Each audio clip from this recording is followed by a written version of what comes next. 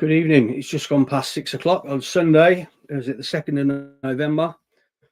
And there's lots to talk about. And I'm glad to be back. I haven't done this for a long, long time. And I'm pleased to have Laura back with me. So the main thing I want from this evening is a bit of participation from you all. Get your views out there. There's lots to talk about today, especially this terrorist attack on a train in Huntingdon. Let's call it for what it is. So let me bring Laura in. I'll give you everybody time to get in and settled, and then we can start taking your comments, and then we'll go from there. So let me get Laura in. Laura, how are you? Good evening, Mark. Fine. How are you? I'm great. I'm actually great. It's good to be back. Good. You and Julia said you would return. Julia's quite poorly today, so she's not able to join us, but hopefully she'll be with us next week. And Michael as well. Laura, who's Michael? Michael is he is ex-trade union. I think he was a boss at one point, and can certainly explain everything that goes on from the union side of how Labour vote, how they get their money, how they run. So he's very, very knowledgeable on everything to do with union, with GMB, etc., and so on. And certainly will be a very good addition to our programme because he's very knowledgeable. I do want to say one thing, Mark, and that is the train attack that you're referring to in Huntingdon wasn't necessarily. We don't know at the moment that it was terrorist. All we know is that there was a terrifying attack on that train, and we're waiting for more information to come to light. I disagree. If people who've watched this before, Laura is very much a side of law, and I often get myself in a bit of a mess with what I'm prepared to say.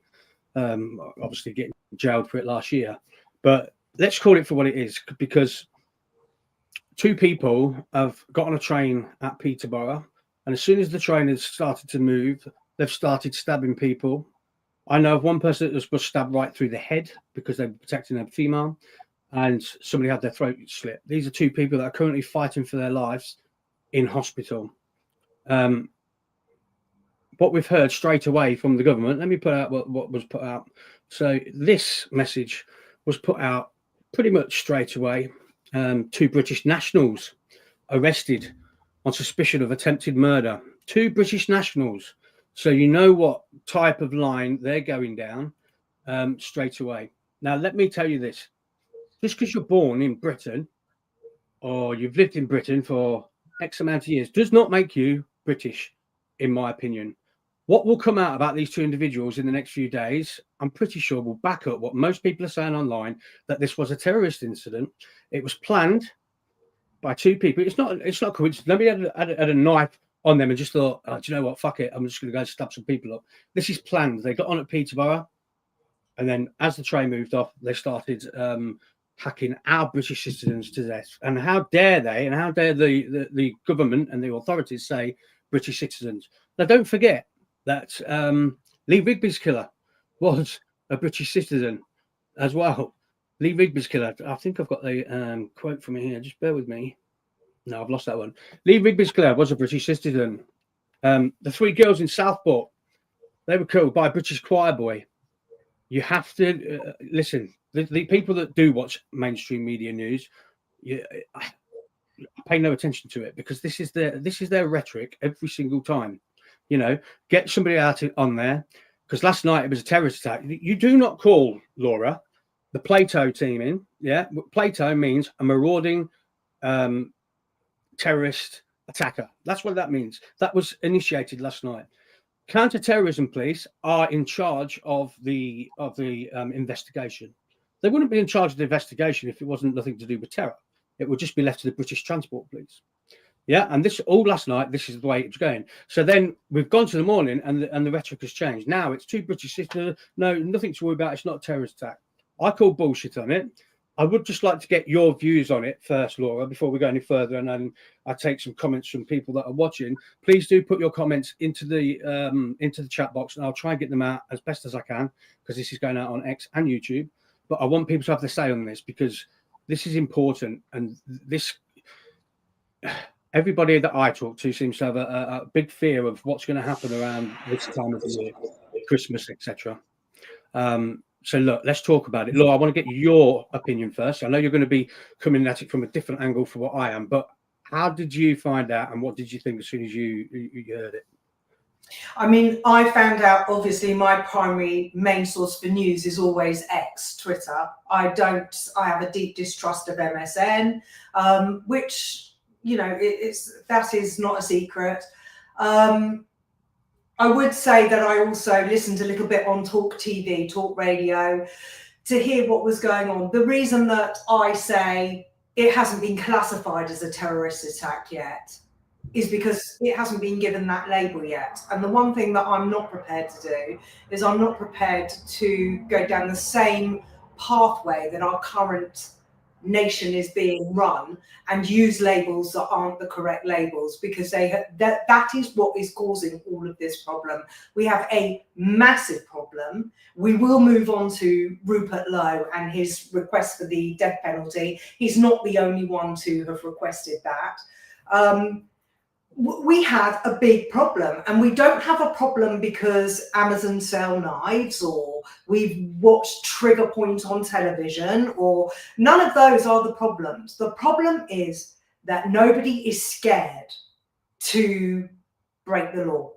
They all feel that they can go out there and they can do pretty much as they please. The more left wing you are, the more latitude you'll have. Again, this is a perception that is being regaled all over social media. So what is the problem with labeling this as a terrorist attack? We haven't been told that it's a terrorist attack. Doesn't matter what our views are. We are either going to stick by the law and we're going to do things right. Do you ever think it would be called a terrorist attack? Because I don't. I think they're going to have a big problem not classifying it as a terrorist attack, because terrorist doesn't have to be anything other than what it is. If you look up the word terrorist, if you look that up, Gary, sorry, Laura. If you or I was on that train last night, I guarantee you that we would have been in terror. We would have been in fear. I mean, what constitutes a terrorist attack? To me, the word terrorist is causing terror to people, and 10 people have got stabbed last night on a moving train. I believe some of them were Nottingham Forest supporters that were on there. They're quick into coming out and saying that they're British nationals. Whoopty shit. I don't care about that. What I care about is their ancestors and what religion they follow, because I guarantee you that what I'm saying is right. And whether this comes out, you've got to remember how the mainstream media played the three girls in Southport, how that was all played out. And that caused riots on the street. That caused riots because they didn't give the right information at the right time. They should have come out and said, look, this is the guy, this is his picture, and we believe he may be a Muslim convert. And I don't think they would have got the trouble that we got. Now, I'm not asking people to go out on the street and riot, but I do think that we are definitely at a stage where people need to stand up and do something about this. And that doesn't mean violence. What that means is going out on the street, rolling roads, not paying your council tax, not paying anything, national strikes, etc., etc. That is the way to hurt the government, and that is the way to force a general election. And I do believe we are now at that time. Laura. I think look, to a large degree, I agree with what you're saying, but obviously, you know, you're coming at it from a citizen's point of view. I'm coming at it from a legal point of view. There are ways, there are processes, there are routes that we have to follow in order to get the government to listen to what we're saying. It's irrelevant whether they do or they don't listen, because we all know from our experience until now that we have not had a proper listening ear. And that is why we have to keep on badgering MPs, and maybe not just our own MPs, maybe any MP that's willing to stand up and listen and say to them, yeah, we need to take much, much tougher action. We do need to take action. We must reclaim this country. And that isn't through fear. It isn't through violence. It's through the proper routes that are laid out for us. Freedom of information, to find causal links between these horrifying attacks, these terrorist attacks, whatever they may be. We have to put in the causal links. The biggest problem that we've got in this country today is that we have a huge number of MPs sitting inside Parliament today that do not focus on British issues. There is more blood, sweat and tears going into what's going on in Gaza, what's going on in I've forgotten the name, the Ukraine, etc. and so on. And whilst those do have a bearing globally, they also don't have a bearing on what our citizens need right now. Well, we have got a really bad state going on in this country. People don't feel safe. Our taxes are too high. Money is being spent left, right and centre. Where's the mandate for that? Well, it's just, there is a plethora of issues that need to be addressed. And I know tonight, listening, there are a lot of people that are, you know, very involved with the legal routes, the remedial routes. And I urge everybody who is going down that track to take legal action. I don't care what it is, do what I'm doing, keep writing for freedom of information, keep contacting MPs. They do not have to be your MPs. Just get the word out there. Let's just keep on keeping on, because honestly, the cracks are beginning to show now. Labour is polling so low. Why it's taken so long, I don't know. I can only assume that the data that is being quoted from only one point of view, and it's not being quoted, it's not being critically evaluated. We're getting half a story, and you know, we basically got a cohort of people in government that are not moral, that are not ruling with integrity, that are not ruling with honesty. You know, there's one rule for them and one rule for someone else. They're bringing in all these legislative laws.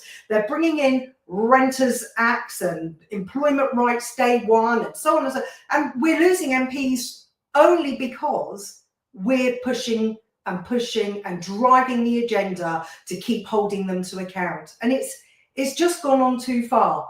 Very slightly going back to the Michael bit, we published a document called Parliament Reborn. We need to get everybody signed up to this, because we just can't have this ever again. We cannot have people coming into power and just basically opening the cookie jar and eating every biscuit that is inside that jar, because that's what's happening. You know, we've got an overwhelming majority because 20% of the country voted. It's all doesn't stack up, and we have to stop this. We legally have to stop this from ever happening again. Laura, you do make me smile, because I had a little flashback then to when we used to do this, and the word legal comes out. And so I thank you for that, because you're probably going to keep me on an even keel. Let me read out some messages that have come in. Viking, hello, mate. The UK government are gaslighting us as normal. Susie says, hey, everybody, us British are nice people, but now is the time to stop being nice. It was a terror attack, for God's sake. And shouting Allah Akbar. Susie's put a few messages in. Let me read a couple more of Susie's. She's my kind of lady. The guy that was on the train station said that he said that. Waitress on the train station said that they said that. And the government do not care about us and never will. Now, I posted that it was two black individuals, and they were both heard screaming about Alan's snack bar. And I was quite confident that the person who told me that was correct. And as it turns out that there was two black guys. And it turns out that eyewitnesses that were on the train said that they were shouting that thing. Now, this is never going to come out in the mainstream media. Mainstream media ain't going to come out and say, oh, the waitress on the train said that they were shouting Al Akbar. They're not going to say it. So I know of witnesses that were there on the train. So I'm more than happy that that is correct. Legally, I don't care, to be honest. I've said what I think.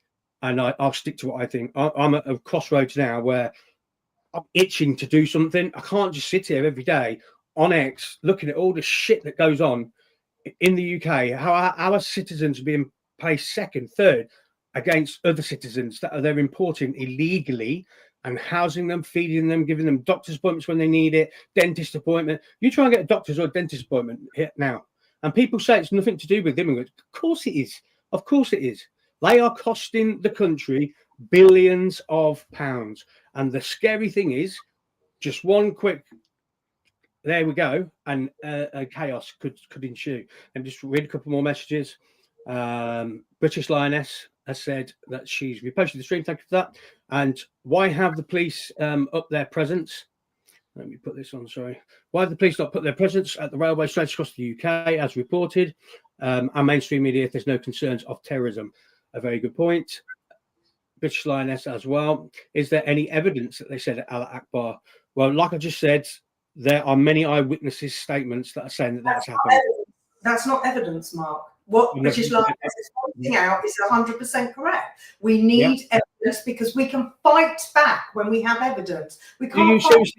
Do you seriously think that the government are going to allow these people that know what they were screaming and shouting, put that out in the public domain? They would have been gagged straight away.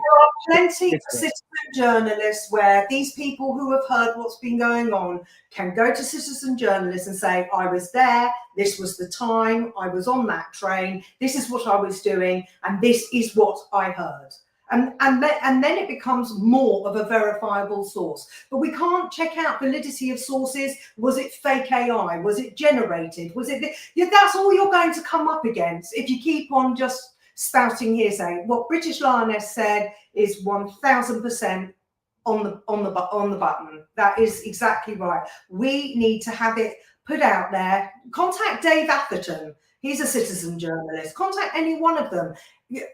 Yorkshire Rose, contact them, give them your story, and let them do the fact checking. And then that way. Sorry, you're telling me. So you're telling me if they go to David Atherton and say the same as what they said to me, it's going to mean more because he's a citizen journalist.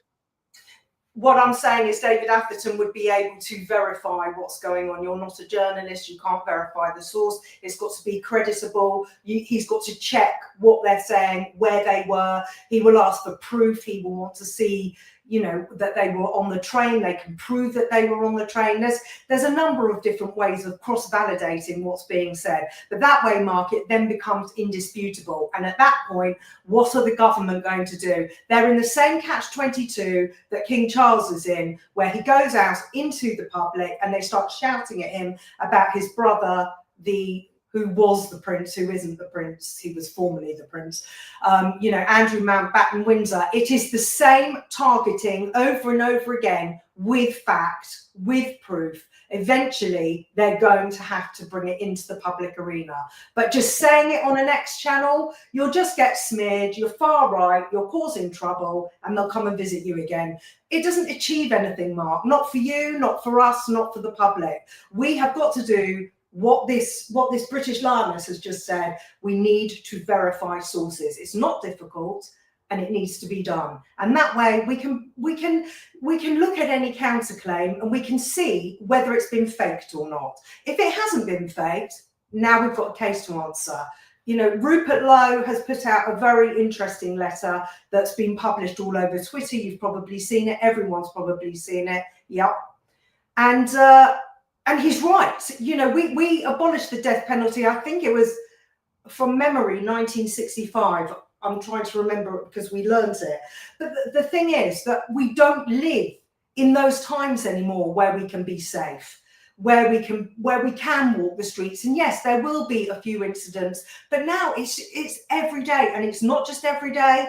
It's multiple times per day that we're hearing about these behaviours going on, and nothing is being done about it. Nothing. I've got no confidence in the Home Secretary. I've got zero confidence in the government. Zero. Absolutely less than zero. And we need a general election. We can't have these mandates that just give superpower. They've got superpower. And it's absolutely ridiculous. We haven't voted them in. We're in a democracy. If they weren't a danger and weren't committing traitorous acts against the people, maybe we wouldn't have a case. But we are talking here about serious acts that are being played out against British citizens. And it's just, we have to take the reins back. We have to take the reins back. Can only do that with fact. Not hearsay, fact. That's fine, and I'm not sure that the facts will ever come out because the government will not allow it. And if anybody believes the same as I believe, it's one of those things that are never going to come out. They didn't say that the girls in Southport were killed by a Muslim. He was Muslim. He went to the chapels all the time in prison in Belmarsh. We heard about that. Let me just read a couple more statements out. Susie says the government do not care about us and never will, and I believe that to be true. They don't. I just believe that they are. I don't know what's going on, but they are dangerous. Labour need to be out. I've got no confidence in any of them. And Shabana Mahmood, now the Home Secretary, let me tell you that Muslims, people who believe in Islam, they only answer and believe to one person only. And we've got a Muslim as a Home Secretary. So just let that sit in for a little bit. Let me read some of these messages out. It's been quite busy. Dave Bailey, news is saying that one of the men have been released. So we need to look into that because I haven't read that before. British Lioness, why have the police up their presence? I've already read that one. So we've got Paul MC. We need our right to bear arms back. The English still have it. Only British rules say we can't. Not sure if I agree with that one, mate. To be honest, it would be great to have some protection like that, but you know, it's. I don't think that's ever going to happen. So Richard Van says, should we look at the actual definition, ergo, meaning the label of terrorism, it's become a pseudonym for activities by certain fractions. In all reality, acts like that create terror are done by default terrorism. That's 100%. Yes. Yeah, I agree with that. Not terrorism. Somebody says it's not terrorism. We don't even get to the option identify as English on any forms, etc. anymore. Only British. That's a joke. So people are obviously looking at this news bit that's been put out and calling them two British citizens. And that drives me a bit crazy, to be honest. It angers me because you can almost see how they're going to try and play this down and how it's already working, exactly like Southport last year. British Lioness, a Muslim should not be telling us what to do in a Christian country. I believe in that as well. I think that's after my Shabana and Mood comment. Let me see if there's any more, and then we can move on, Laura, to what you want to talk about. So Laura talked about Rupert Lowe sending a message to the government. This is it. I'm sorry I can't get. You can click into that and save it and do what you want with it. And I believe I have it here as well, so I can read a little bit to you. Just bear with me a second. But Laura, this letter, you've obviously read it. Can you tell people exactly what it means and what it says, and do you think that it's important? I think the conversation is important because we, as a nation, we seem to be regressing. We came to this point where we didn't need the death penalty anymore. It was abolished. It wasn't, it wasn't how we dealt with serious problems anymore, because at that time our culture had gotten to a place where we understood the value of losing our liberties, losing our dependence, and being put into jail. Jail, in the legal sense, is used for the most part, not for the heinous crimes, but for the most part as rehabilitation, so that we can re-educate people, get them back outside and get them as functioning members of society. That was what the whole purpose of jail was for. We've now gotten to a point where we as citizens are penalised for driving at 23 miles an hour in a 20-mile-an-hour zone, but you can walk out in the street with a knife. Everything has gone cockeyed. We have lost sight of our goals. We have lost sight of our aims. I believe in the wider, again, I don't feed into conspiracy theory, but I do believe in the wider narrative that there is something else going on here. I don't know if you've heard, I will come back to Rupert Lowe's letter in 2 seconds, but I don't know if everybody is aware that Bill Gates has he confirmed to Trump that our non-observance of green rules and whatever have you will not lead to an instant erosion of the planet. And Donald Trump put out his famous I won speech.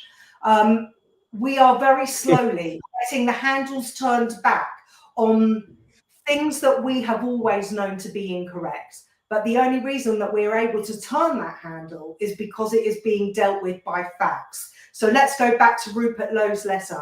He has spent his entire term in Parliament, which, you know, has been just over a year, and he has put out freedom of information requests. For anybody that is listening to this podcast, videocast, whatever we're going to call it, anyone can ask for freedom of information request. It is information that is freely available to the public, and all you have to do is write into the websites. You can get there via gov.uk. I've put my handle up on the screen at LawTV2. If you want to ask me any questions, fire it over on X. But basically, there are a couple of bodies that can help you formulate what the freedom of information request is that you want. Do we need the death penalty back? Even if we didn't institute it, we need it there as a deterrent, because Laura, sorry, look, can I just ask you that question right now as you're talking? Do you believe we should have the death penalty back? I'm always been of the opinion, I always say never say never. I've always been of the opinion that, you know, why would we need the death penalty? It's regressing centuries. It's barbaric. It's this. We need it because this country is now barbaric. You cannot. I don't let any of my kids take public transport. Never have done. Even go back 10 years ago when Conservatives were in, whatever.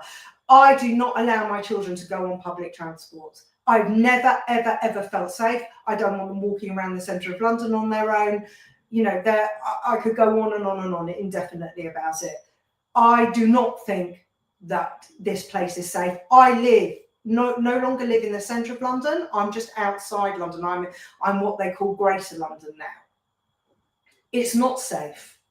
It isn't a place that I want to walk the dogs in the dark.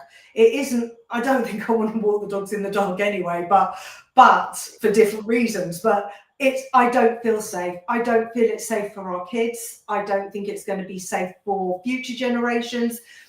And the only way that we're going to reclaim any kind of normality here is by putting in place certain deterrents that people think, oh, I can't do that because that's got very severe penalties. It could be prison, it could be this. We all laugh about prison now because we know that if you're Lucy Connolly, you're going in there for 3 years because she said something. I'm not condoning what she said, it wasn't right, but you're going to jail for the best part of 3 years. You'll come out after a year and a half, whatever.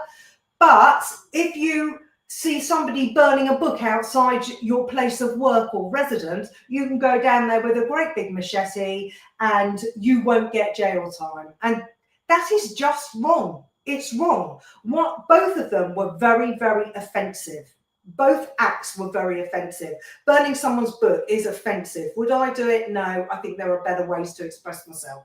But still, the repercussions of a lunatic come running out of the embassy with a knife, threatening to kill you, is absolutely not acceptable. And the reason that they feel that they can do this, anybody can do this, shoplifting, stealing, whatever it may be, is because there is no punishment. What is the punishment? They know they're going to come out. Well, aren't we emptying jails for paedophiles and so on and so forth? We've had a paedophile caught at the BBC. He's not served any jail time. And this leads on to yet another problem. Again, a Labour invention, or let's say it's been manifested by Labour, and that is everybody's got mental health issues. And that's always a reason to lie back on your human rights because poor you, because you've been through something terrible. And the rest of us who aren't subscribing to that, we are the ones that are paying the price for this, you know, sometimes with our lives. We are living through very, very dark times. Very dark times. Laura, let's not forget they released a prisoner by accident last week. I spent a little bit of time in jail last year, and what I saw in them 2 weeks that I was there was fucking crazy, to be honest. Drug deals taking place, officers just standing there doing absolutely nothing. Obviously, I got beat up on the first day that my door was opened. it is prison, and I'm an ex-prison officer from a while ago now, but the prisons now, based on what I saw as, on the opposite side of it, they are very, very different places. I've got a lot of information about prisons, people within them, and what is going on in prisons, which is for another show, because today I just really want to stick with this terrorist incident and what Laura's got to tell you about what she wants to say. Let's not label it until we've got the. Let's just say that Laura does not agree that we should be calling it a terrorist attack. So if anybody's watching this, planning to come and knock on my door, this is just my opinion and my opinion only. And I also think that the prison service are not fit for purpose. Listen, what service is fit for purpose? None of our services are fit for purpose. Absolutely not. Purpose. We have no police on the streets, but if you tweet or you own a book or, God forbid, display a Star of David or be too visibly Jewish, the police will come and deal with you. But not if you're running around with a knife, and not if you've decided that you're going to board a train or shoplift or jump the barriers, or then that's fine. And in fact, wasn't there I thought there was a statement put out saying that they're not going to be dealing with shoplifters, for various different reasons. So where is the deterrent in this country for people to observe the law? Because that code of conduct's gone out the window. We have descended into a barbaric nation where it's barbaric, and that's all there is to it. Yeah, it's certainly scary times. Things are happening in places. I mean, I'm very close to what happened yesterday. It's 15 minutes up the road, and we've also had people taking pictures of our kids and things in my little village, in my little town. So there's lots of things going on all over the place. The fact is that if anybody just gets sent to jail nowadays, there's no space. They reckon in a year's time that we're going to be in a critical situation. So what do? They do what they did last time and released a load of people who most of them went on and done a little bit of more crime whilst they were out on being released, etc. Let me just read a couple more posts. Ruth Howe. It's not mental health. I agree with you, Ruth, and thanks for joining in. Bilbo Baggins, I think this is Michael, isn't it? Yes, yeah. He says we need to start writing to all the MPs. Let me put his message up. We need to start writing to all the MPs, informing them we'd hold them personally responsible and accountable for this government's actions. Yeah, I agree with that. Michael, if you want to come on, there's a link at the top of the comments or on my stream. Click in there and join the chat if you wish to. Obviously, that's your choice. Ruth Howe also says we have no deterrence, just like Laura was just saying. The discipline in this country has fallen by the wayside. Completely true. That there is no fear of the police anymore. We have youths running around with knives, plain as day. They don't give a fuck. They do not care. Because they're not. When I was young and I came in front of a police officer, I used to be scared. Not scared, but I used to, oh my God, this is authority. I can't do anything wrong. You know. Now they just laugh at them. They just laugh at the police. I do wish our police were a bit more like other police around the world. You know, zero tolerance. But it just seems that we're a soft touch now. People are coming into the country because they know that they're going to get all the benefits that we give out. Because do you know what drives me crazy is when people say, oh, they've come from a war-torn country. They haven't. They've come from France. France is a safe place. But France don't take any shit. France say, you're not having this, you're not having that, go and sleep in a tent. We say, come on in. There's a hotel. And that is why we are being flooded at the moment. And it needs a strong individual, person, party, whatever it may be, to stop this. Because we're there now. It's like Laura says, we are a barbaric nation now with no discipline, like Ruth Howe says as well. And I agree with them both totally. And it is simply because the police they have no fear of the police anymore. No fear. And people know they can walk into a shop, fill a bag up, walk out, and nothing's going to happen to them. This is the times we're in. And it saddens me because this is the UK and we are a great nation. But at the minute, we're being destroyed from the inside out. And that's the problem, is we are being destroyed from the inside out. And so it begs the bigger question, which I've been asking now for 2 years, and I still haven't had a credible answer to it. What is going on the inside that is recruiting people to want to turn against each other, because something is being played out right in the center of all of this that is what is people want to turn against each other. We've got a government that is refusing to serve the citizens. And if I remember correctly, I think there was a statement put out. I'm just trying to remember back. Julia Hartley-Brewer had it on her show, where someone in government had said something along the lines of, we are putting the migrants' needs first and not the British citizens. And that isn't right either. Why are we not being prioritised? Yeah, absolutely. I've just put the link in to the chats now if anybody wants to join and have their say in person. Hopefully Michael could get involved with that. I want to turn to your letter a little bit, the Rupert Lowe letter. I haven't read it properly, to be honest. I know the guidelines of it, but do you, or this goes out to everybody that's listening, do you have any confidence in Labour as things stand for sorting out any of these issues? No. None at all. What's their incentive to sort it out? What is their incentive to sort this out?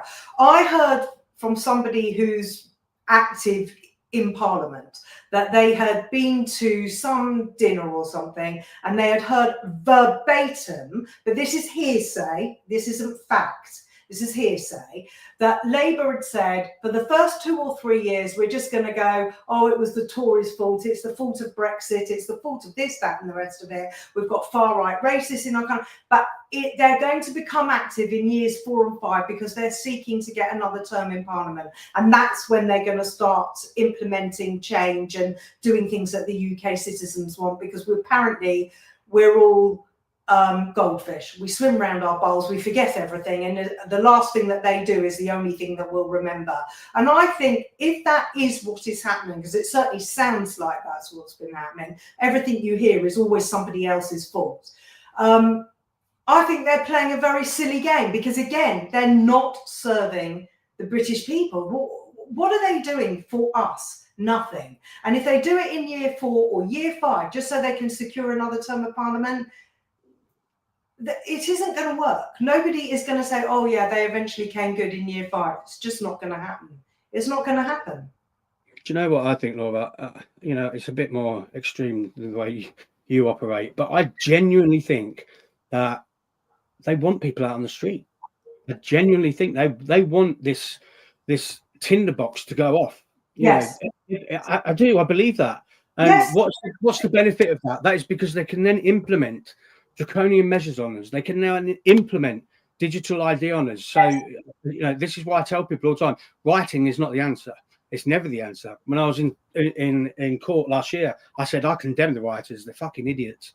Yeah, but I understand people's anger as well. But there is a way to do it. But it's going to need 3 or 4 decent, strong, with lots of followers, people doing something together that people can all join with and just fuck it up on one day, and it will bring the government down to these. Let me just read a couple more of these, Laura. So the government protects the ECHR in favour of the perpetrator. It is antiquated. Now, this is true. Obviously, they had a vote this week. They will not believe in the ECHR. That was a bit of a masterstroke by Nigel Farage, I think. I think he's exposed them for what they are and who they are. But that is certainly not listening to the will of the people, because if you ask the majority of people, they will say, we want out of the ECHR. We don't want them telling us that we can't do this, we can't do that, and can't do the other. We have laws already in place. People say, oh, I'm quite happy with my human rights. You still have human rights if we leave the ECHR. We have our British law, which will protect you. Yeah, but what that means is we can't deport people. We can't do the, leaving the ECHR, in my opinion, has to happen. Ruth Howe, none of them ignore. They ignore the marches and the petitions, which is true as well. Petition went through with 3 million people that just said no, we are doing it. And Michael, again, let me put this one up so people can read. So Plan B.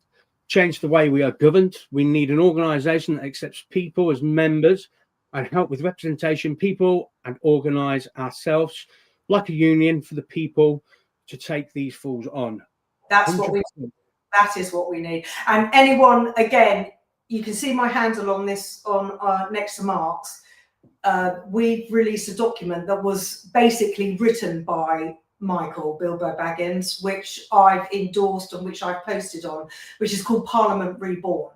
And basically, what we do need is we do need that structure in place so that this can never happen again, so that whoever comes in next, we have a way of calling them to account. And for example, the mockery that is being made of the system, let's turn to Prime Minister's questions. In the Ministerial Code, ministers are held accountable for their actions.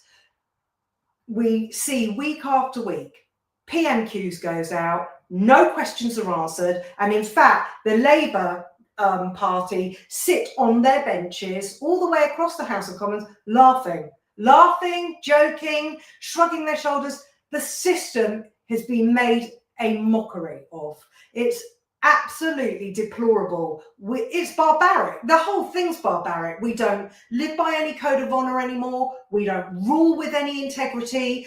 We don't honor or preserve any of our rule of law, our duties. The ECHR is such a red herring. Yes, we do need to leave because of other reasons, but we could have any time.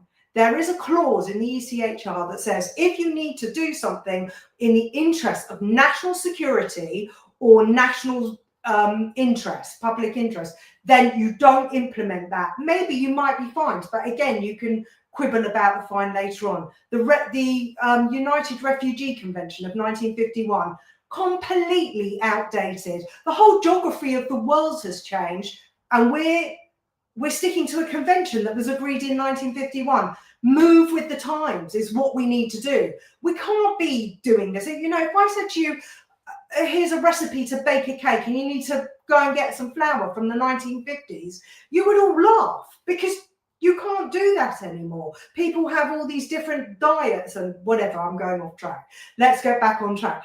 The thing is, at the end of the day, these laws are antiquated, the systems are outdated, and nobody is doing anything about it other than a few brave hearts. We've got Nigel, who was right. As part of Brexit, that should have all been rewritten. Do we have human rights? Yes, we always had them before they were enshrined in our domestic law. Now, one thing that you should all be aware is the Human Rights Act of 1998 is EU law that was entrenched into our domestic law. So we are not sovereign because we have incorporated EU law. We should be going through that law with a fine-tooth comb, looking for all these loopholes and saying, yes, we will protect your rights. However, if you've committed a crime, you're being deported. And that is the end of the matter. We're not interested if you like chicken nuggets. We don't care if your country would punish you for having raped a child, because we're not doing that punishment. They're allowed to rape children here. This is all everything. And I heard last week, apparently some imams have been preaching that you should be able to rape white flesh because we don't dress modestly and we don't observe moral code. Now, whether or not that's true or not, the fact is, you've all come across to this country, a Christian country. You've come to a Christian country that has got these values in it. If you don't like those values, why are you setting up shop here? Why? There's homes all over the Middle East for people who want to have more moral, whatever it is that they want. And marry a 10-year-old. Well, yeah, things like that. But no, but it's true. They are allowed to do things like that, and we're not. And what I don't understand is they bang on about we're not leaving the ECHR and we're not doing this and we're not doing that. But meanwhile, we are signed up to the UNCHR, which is the UN for Children, and in there are all the children's rights, dignities, preservation of life. How are we observing that if we're not safeguarding them? So everything is to cock here. Everything is at odds with each other. And that's why the bigger question is, why is this happening? Because this is not an accident. This is completely with intention. It's a globalist agenda. I think we're all quite well aware of that. there's evidence out there anywhere that you can. This has got globalist dirty hands all over it, and WEF. So Laura sent me some documents that she's been working on with Michael, and with a bit of luck, and hopefully Michael will be joining us next week, so we can go into that a bit further. So I can just sit back next week and just let them crack on. So I am looking forward to that and explaining it to me, because I'm a bit of an idiot anyway, so I need things explained to me like I'm a 10-year-old. Laura, I've got a question for you. Last time we were doing this, you were Reform. You worked in Reform office. You was a Reform voter, but then just as we went off air, you was kind of like in this quandary. Can I ask where you are now politically? Yeah, I handed in my resignation. I was the interim branch secretary. I have been asked if I would be interested to either stand as a candidate or to help rejoin and help efforts. And my answer to that is not at the moment, because I don't know where I stand at the moment. I am politically homeless and intend to be so until we get a much clearer picture emerging. What I would say to everybody is that when you are on the right side of politics, and in this case, not only are we on the right side not the left side, we're also on the right side, not the wrong side. If it transpires that Reform are carrying the momentum, we are all going to have to vote Reform, because we've got to get Labour out. And the reason Labour is in is because the amount of people I've spoken to who went, no, I didn't vote because, I'm so fed up of this country. Well, this is what you get when you don't vote. This is what happens when faint hearts don't win any contest. We have to stand morally correctly. If it transpires that Reform are the party that we get behind, then that's what we're going to have to do in 29, if not earlier. And please God, it will be earlier.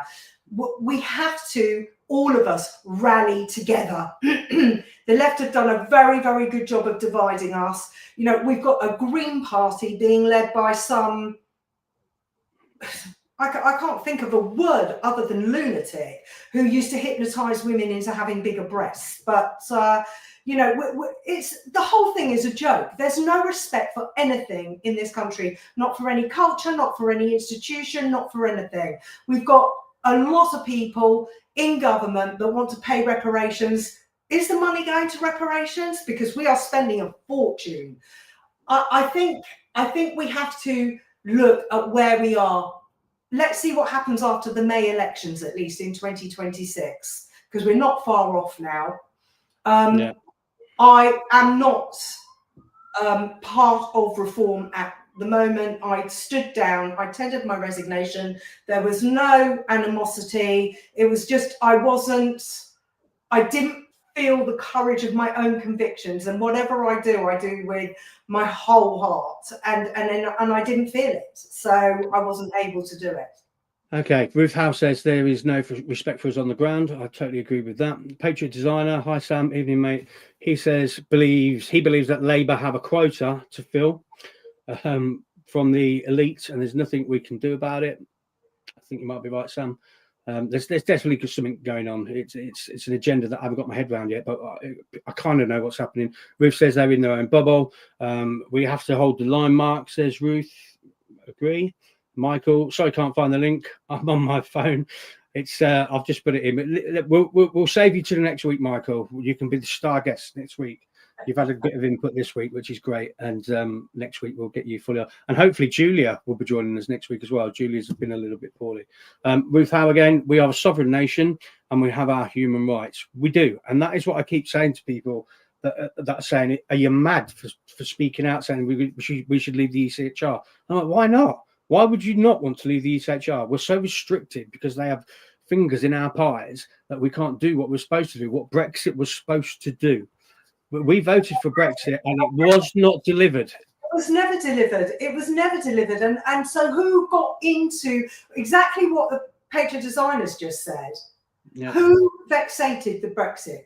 Because it was never delivered. Why? You just got to keep asking yourself that question. Absolutely. It's I don't know. I'm full of anger at the moment, Laura, and I'm trying to keep a lid on it. But I do think it's time that we get together and something is done about all of this, because at the minute we can't go on like this. It's a daily thing. I get sent things about things that are happening in schools. Only 2 weeks ago, we had 5 lockdowns in 1 week. Kids cowering under the tables, not allowed to ring their parents. And let me tell you as well, I keep putting out there to get your children out of school now. I homeschool my boy, and it's going perfectly well. And we know of another person who's took their kid out from the same school, and it's doing perfectly well. We don't follow any curriculum like he's got to pass this, he's got to do this. We just teach him everyday stuff. We teach him about God. We teach him about the Bible. We do maths, which is great because I don't know the answers as well. But I truly believe that the safest place for your children at the minute is at home, if you can, because this is becoming all too apparent now. And I will do a podcast about what I've got, what people have sent me. This is from mums and dads and people that are scared about their children and whether they're safe in school. My belief is they're not, and you should remove your children as soon as possible until we have a party in place that can calm everything down a little bit. And by all means, put your kids back at that point. But at the minute, I do believe they're not safe. And I will show you some of that. I'll probably do it next week with you guys, show you some of the stuff that I've been sent by parents. Laura, do you think schools are safe? I mean, it's really difficult to generalize. From what I've seen and what I've heard, again, you would need to quantify the data. How many schools have been put in lockdown? How many times has the lockdowns happened? What was the attributing cause to that lockdown? Without data, without being able to analyse what's gone on, how can we make a critical judgment about whether or not it's safe? However, if my child was, thank God he started university now, but if he, and the others are finished, but if he was in that situation where he was going to school and they were having 5 lockdowns in a week, no way would he be going into school. Not a chance, not an absolute chance. So I think we need to look at why the lockdowns have happened, what was behind them, and what action plan has been taken to safeguard and guard against ththose issues going forward. This is the thing. I will do this next week because I've had a lot of things from many parents, because I put a post out about it, and I've said it quite a bit. I say it all the time, actually. Get your kids out now, and people send me stuff. A lot of it is because of immigrants around the gates. There was a gun involved in one of them. And lots of different things like that, which I will share with you all, but not obviously the train terrorist attack took precedent tonight. And just to double say what I'm saying, Laura does not believe it was a terrorist attack until it is proved to be. I didn't say that. I said I refuse to label it as a terrorist attack until we've been given that label, because what I don't want to do is derail the whole, pun intended, to derail the whole the whole purpose of what is going on at the moment, which is to find out what has actually happened. Just to let you know, at the beginning of this school year, all schools were ordered to put terrorist attacks in place. Our school, where my boy was, they didn't have any terrorist. If there was a terrorist incident, they did not have any plan in place to deal with it. That was the straw that broke the camel's back for us. That's why we removed him. And I do genuinely believe you should have your kids at home if you are able to, because let me tell you, and Laura will probably be able to collaborate this or not, but I believe there's a bill going through Parliament at the minute, which will then restrict your chances of being able to remove your child from school. It's that I can't remember what the act is called. I don't know if you know about this, Laura, but soon enough, if this passes, you won't have no choice that you could take your child out of school, which I think is absolute madness.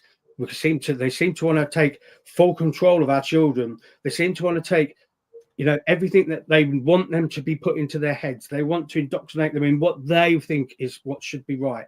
And school for me is a scary place at the minute, inside and out. Do you know about this bill that's going through Parliament, Laura? I know that the stages with Parliament is that everything gets opened into a discussion to see if it needs further action, and I can certainly take a look at, and see what is being proposed. We're just doing a project at the moment for the Law Commission, and there are various areas of kinship care that we are reviewing. So I will certainly take a look at it, and I will comment on it next week. What I would say to you is that Article 8, Human Rights Act, and comes from the ECHR, but our own Human Rights Act, Article 8, is the right to a family life, and therefore that right would include the education of your children. So I would like to see how they're going to implement that without rewriting the Human Rights Act, without in contravention with the ECHR that they said they're not going to leave. So I think that let me have a look at it, and those are off the top of my head. It will definitely be discussed next week. Let me just read a few more messages out before we go. Ruth Howe, steady the ship, Mark. Look at the swathe of the turquoise. I quite agree, and I agree with Laura. Look, if it gets to the point where they're the only choice, that they are in position, no matter what anybody says. I disagree with a lot of what they've been saying and doing just lately. Sarah Potting's remarks, bang on the money, but then she's told to retract it. She spoke the truth, and I'm in full agreement with her. So Ruth also says, I agree, it's not safe, but parents are pushed out to work to keep this country going. That's a good fact. Not many people are able to take their children out of school. We're in a position where we can. Patriot designer Sam, he said, it is bad and I'm angry. He lives in Portsmouth, which has always been a place, sorry, I've just put it up, been a place of community and toughness. But even now I find myself looking over my shoulder all the time when I'm walking the streets. I do it getting out my car. I look 3 times before. That could be just in a car park. Yeah. I wear trainers that have got studs on them. They're really, really heavy trainers with a massive wedge on them. And I know that I can have that shoe off in an instant, and I can whack somebody with it if I need to. But what a crazy way to live. I know, it's madness that we're even discussing this. My wife's South African, and I've been to South Africa a few times, and that is a place where you have to watch what you're doing. You're constantly looking over your shoulder. There's definitely some racist thing there, blacks against whites. You see the blacks living in shanty towns on the outside of towns that are really well done. And every time I've been there, I'm looking at my shoulder, and I said to my wife, it's actually like that now here. You know, we've been discussing, shall we actually go and live in South Africa? Because here is now worse than there. So it's crazy. So MOTM says reform won't end this. They're not tough enough. We all know it. Only the British men can save this country from the Islamic takeover. It might turn out that way. Thanks for commenting, Ruth. Like the alarms on our phones. Agreed. What's all that about? You know, they've just been brought in for, you know, what is the definition of terrorism? Ruth says children are also sovereign. And MOTM says again, we shouldn't have to have our children at home. They should be able to go to school, learn and develop. We need to protect our children by putting an end to what's going on.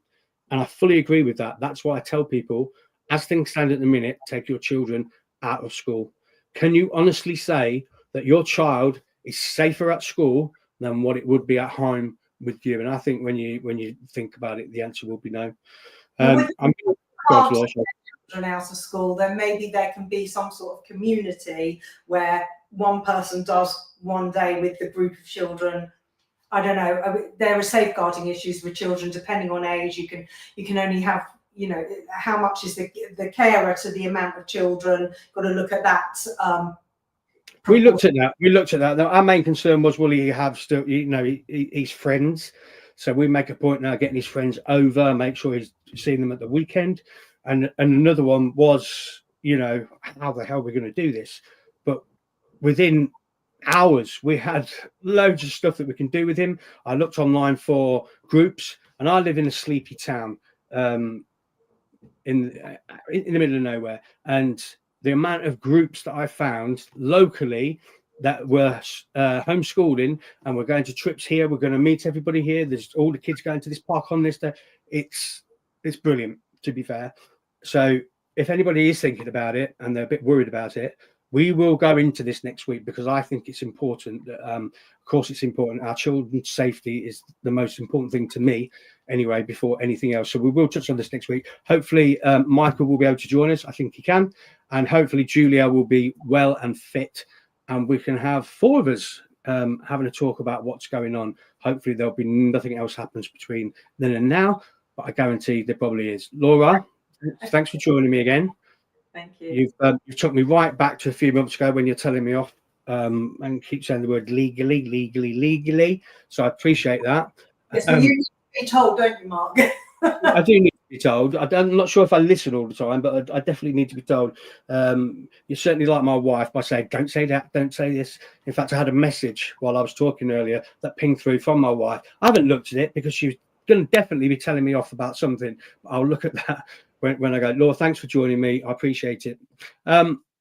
So that's it. We're back. This is going to be a thing every Sunday evening now. I've got a couple more guests coming next week. Hopefully, guys, there's nothing that happens between now and then. Stay safe. Keep your children safe and well. Look after yourselves. Be vigilant. And do you know what? It feels really bad having to say this at an end of a podcast and telling people to be vigilant. You know, in the UK, it's absolute madness. But please do. I appreciate you all. Give myself an ad. Give Laura an ad. She had a Twitter handle there. Come and say hello to us. I love interacting with my followers. And we will see you. Oh, in the middle of the week, I'm talking to Charlie Mullins again. I'm going to talk to him to play in the UK.